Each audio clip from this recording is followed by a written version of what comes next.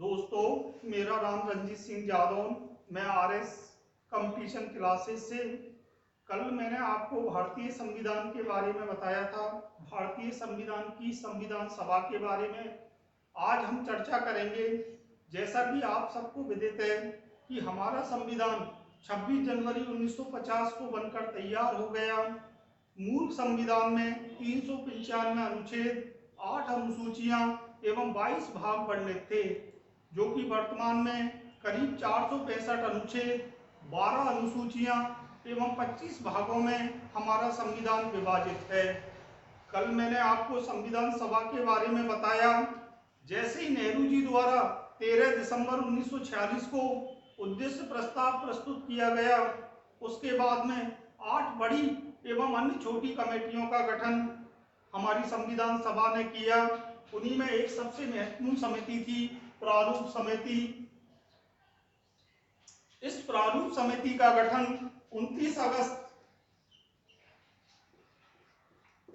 1947 को किया गया। इस प्रारूप समिति का गठन 29 अगस्त 1947 को किया गया। डॉक्टर भीमराव अंबेडकर को इस समिति का अध्यक्ष बनाया गया तथा कन्हैयालाल मुंशी के.एम. मुंशी को इस समिति का उपाध्यक्ष बनाया गया। कुल इस समिति में 7 सदस्य थे। उनके नाम इस प्रकार हैं: एन. गोपाल स्वामी अयंगर, अल्लादी कृष्णा स्वामी अयंगर,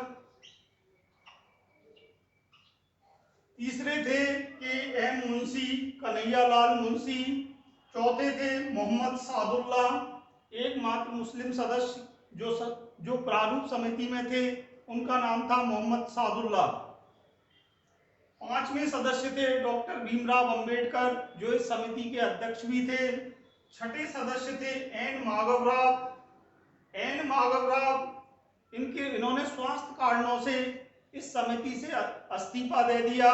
उसके बाद इनके स्थान पर बी.एल. मित्तर को इस समिति में शामिल किया गया। 7वें सदस्य थे डी.पी. खेतान, जिनकी मृत्यु हो जाने के कारण पी.टी. कृष्णाचारी को इस समिति में शामिल किया गया। प्रारूप समिति, तो प्रारूप समिति में कुल 7 सदस्य थे। डॉक्टर भीमराव अंबेडकर को इस समिति का अध्यक्ष बनाया गया। इस समिति में योगदान देने के कारण ही डॉक्टर भीमराव अंबेडकर को संविधान का पिता कहा जाता है। अब हम दूसरी समिति की बात करेंगे। अन्य महत्वपूर्ण समितियां, उनमें दूसरी समिति थी संघ शक्ति कमेटी। संघ शक्ति कमेटी, इसके अध्यक्ष कौन थे? इसके अध्यक्ष जवाहरलाल नेहरू थे। अगली कमेटी, तीसरी कमेटी संघीय संविधान कमेटी। इस कमेटी के अध्यक्ष भी जवाहरलाल नेहरू थे। अगली कमेटी प्रांतीय संविधान समिति, बहुत महत्वपूर्ण थी। इस समिति के अध्यक्ष सरदार पटेल को बनाया गया। इसके बाद में मौलिक अधिकार एवं अल्पसंख्यक संबंधी परामर्श समिति बनाई गई, जिसके अध्यक्ष सरदार वल्लभ भाई पटेल को बनाया गया। इस समिति की 2 उप समितियां भी थीं। उन उप समितियों के नाम हैं मौलिक अधिकार उप समिति, जिसके अध्यक्ष जे.बी. कृपलानी थी, तथा अल्पसंख्यक परामर्श संबंधी उप समिति, जिसके अध्यक्ष हरीश चंद्र मुखर्जी थे। इस प्रकार ये बहुत महत्वपूर्ण कमेटियां हैं जिनका गठन किया गया। इस प्रकार अगली कमेटी थी प्रक्रिया नियम समिति। इस समिति का अध्यक्ष डॉक्टर राजेंद्र प्रसाद को बनाया गया। इसके बाद में अगली समिति बनी राज्यों के लिए समिति। इस राज्यों के लिए समिति के अध्यक्ष भी जवाहरलाल नेहरू को बनाया गया। इसी कड़ी में अगली संचालन समिति बनाई गई। संचालन समिति का अध्यक्ष डॉक्टर राजेंद्र प्रसाद को बनाया गया। ये हमारी संविधान सभा द्वारा गठित बड़ी कमेटियां थीं, अर्थात 8 कमेटियां, बड़ी कमेटियों का गठन किया गया। उसके बाद में अन्य छोटी कमेटियों का गठन किया गया। उसी कड़ी में कार्य संचालन समिति का गठन किया गया। इस समिति के अध्यक्ष के.एम. मुंशी थे।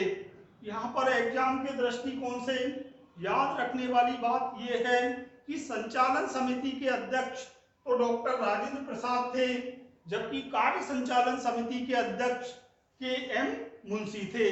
कई बार हम लोग परीक्षाओं में कंफ्यूज हो जाते हैं कि संचालन और कार्य संचालन समिति के अध्यक्ष कौन थे। तो संचालन समिति के अध्यक्ष डॉक्टर राजेंद्र प्रसाद थे, जबकि कार्य संचालन समिति के अध्यक्ष कन्हैयालाल मुंशी थे। इसी कड़ी में एक अगली और कमेटी बनी जिसका नाम है राष्ट्र ध्वज संबंधी तदर्थ समिति। इसका अध्यक्ष भी डॉक्टर राजेंद्र प्रसाद को बनाया गया। अगली कड़ी में मौलिक अधिकार एवं अल्पसंख्यक संबंधी सलाहकार समिति का गठन किया गया। इस कमेटी का अध्यक्ष सरदार वल्लभ भाई पटेल को बनाया गया। इस समिति की 2 उप समितियां भी थी। आगे हम बात करें क्रीडेंशियल समिति। इस समिति का अध्यक्ष अल्लादी कृष्णा स्वामी आयंगर को बनाया गया। इस प्रकार ये हमारी संविधान सभा द्वारा गठित महत्वपूर्ण समितियां हैं। इन समितियों को हमें याद करना बहुत जरूरी है, क्योंकि ये एग्जाम के दृष्टिकोण से बहुत महत्वपूर्ण है। इनमें सबसे प्रमुख समिति प्रारूप समिति। प्रारूप समिति में प्रश्न किस प्रकार आते हैं? सबसे पहला प्रश्न पूछा जाता है, प्रारूप समिति के अध्यक्ष कौन थे? प्रारूप समिति के अध्यक्ष डॉक्टर भीमराव अंबेडकर थे। प्रारूप समिति के उपाध्यक्ष कौन थे? प्रारूप समिति के उपाध्यक्ष के.एम. मुंशी अर्थात कन्हैयालाल मुंशी थे। प्रारूप समिति का गठन कब किया गया? प्रारूप समिति का गठन 29 अगस्त 1947 को किया गया। प्रारूप समिति में कुल कितने सदस्य कार्यरत थे? कुल 7 सदस्य कार्यरत थे। इनमें से 2 सदस्य हट गए, एन माधवराव और डी.पी. खेतान। डी.पी. खेतान की मृत्यु हो गई, उनकी जगह बी.एल. मित्तर को बनाया गया। एन माधवराव ने स्वास्थ्य कारणों से इस्तीफा दे दिया। उनकी जगह अध्यक्ष उस समिति में शामिल किया गया टी.टी. कृष्णाचारी को। इस प्रारूप समिति में योगदान देने के कारण ही डॉक्टर भीमराव अंबेडकर को हमारे संविधान का पिता कहा जाता है। अब हम अगली कड़ी में बात करेंगे भारतीय संविधान के स्रोत एवं भारतीय संविधान की अनुसूचियां।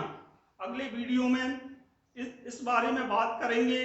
अगर आपको ये मेरा वीडियो पसंद आए तो ज़्यादा से ज़्यादा लाइक करें, शेयर करें, कमेंट्स करें, सब्सक्राइब करें, लोगों को बताएं। जय हिंद, जय भारत।